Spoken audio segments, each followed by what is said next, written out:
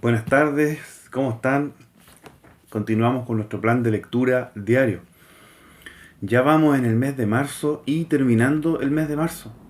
No nos vamos a dar cuenta, va a ser tan rápido cuando estemos en diciembre, llevando a cabo las lecturas de la fecha correspondiente a ese mes. Pero hoy día, 22 de marzo, Josué 7 y 8. Ustedes pueden leer cómo Josué ha tomado ahora el pueblo de Israel luego de la muerte de Moisés, y es él quien toma al pueblo. Y en los capítulos de hoy me gustaría poder tomar una situación, que es la siguiente. Resulta que el pueblo, una persona del pueblo, afecta al pueblo por completo al hacer algo que a Dios no le agradó.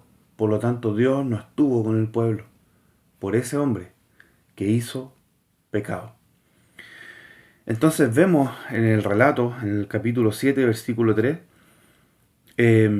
cómo Josué organiza la guerra, encuentra un pueblo,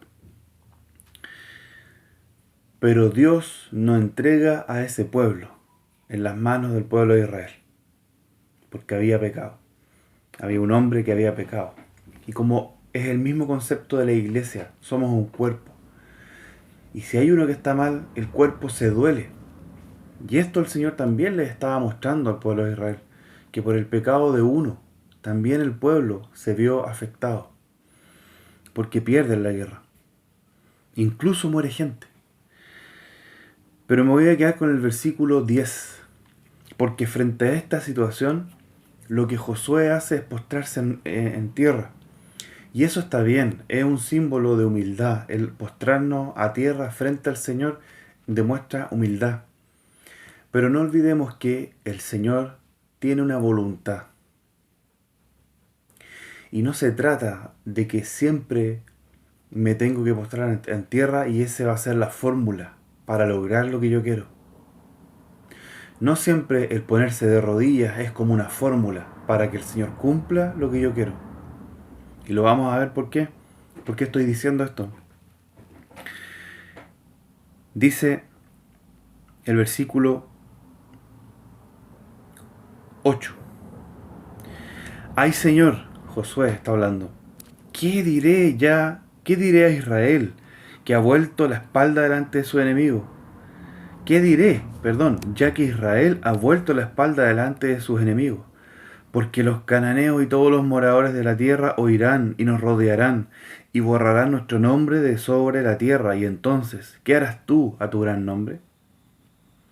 Pero Jehová le dice a Josué, levántate. ¿Por qué estás postrado sobre tu rostro? Israel ha pecado y aún ha quebrantado mi pacto que yo les mandé. Y también han tomado del anatema, y hasta han hurtado, han mentido y aún lo han guardado entre sus enseres. El Señor le dice a Josué, levántate. No es ahora tiempo de estar postrado en tierra. Como les dije anteriormente, no es una fórmula. Hay veces que el Señor nos dice, ¿por qué estás postrado en tierra? Levántate.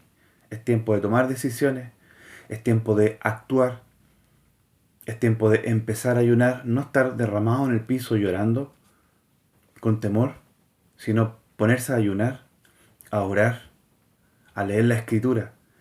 El que roba, dice la palabra en otra porción de la escritura, el que roba no robe más. Cometiste pecado, arrepiéntete y levántate en el nombre del Señor. Y arrepiéntete y arregla esa situación. Pero cuidémonos de no estar postrados en tierra sin hacer nada cuando el Señor nos dice, levántate. En el Nuevo Testamento tenemos la lectura del libro de Lucas. Lucas capítulo 2, versículos desde el 25 al 52. Y aquí podemos ver una parte desde el 25 al 52 en la que dice el versículo 51. Perdón, voy a leer desde el versículo 49. El contexto es que Jesús es un niño en este momento, es un jovencito, y, y se va a la sinagoga a enseñar y a hablar con los sacerdotes, y se quedaban todos admirados de su inteligencia. Entonces los padres de Jesús, el- su medio padre José y su madre María, no saben dónde está y lo encuentran. Y el versículo 49 dice, frente a la respuesta de los padres que lo estaban buscando, dice, ¿por qué me buscabais? Dice Jesús. ¿No sabíais que en los negocios de mi padre me es necesario estar? Jesús de niño ya sabe lo que tiene que hacer. Así como nosotros también, quienes han escudriñado la Escritura, quienes han sido guiados en una iglesia, saben el rol que tienen que cumplir en esta tierra. Y Jesús también lo sabía. ¿No sabéis que en los negocios de mi Padre me es necesario estar? Mas ellos no entendieron las palabras que les habló. Pero también nos vamos a quedar con esta parte. En el versículo 51 que dice, y descendió con ellos y volvió a Nazaret y estaba sujeto a ellos. Y su madre guardaba todas estas cosas en su corazón. Y Jesús crecía en sabiduría y en estatura y en gracia para con Dios y los hombres. Jesús sabía su rol, pero aún así, por ser un jovencito, estaba sujeto a sus padres. ¿Qué enseñanza nos da esto? Que aun cuando tengamos un rol debemos estar sujetos a nuestros pastores. La sujeción es muy, muy relevante en la vida de todo discípulo del Señor. No existe un llamado que se pueda ejecutar de forma correcta, independiente del cuerpo. No existe. Ni aun los discípulos que estuvieron con el Señor funcionaron de forma independiente. Ni aun Pablo, el apóstol Pablo, ni aun él funcionó de forma independiente. Sino que luego su conversión fue a los apóstoles. Y luego en el caminar vemos que tiene relación con los apóstoles y con la iglesia. Él no trabaja de forma independiente y le agradece también a aquellos que han estado con él.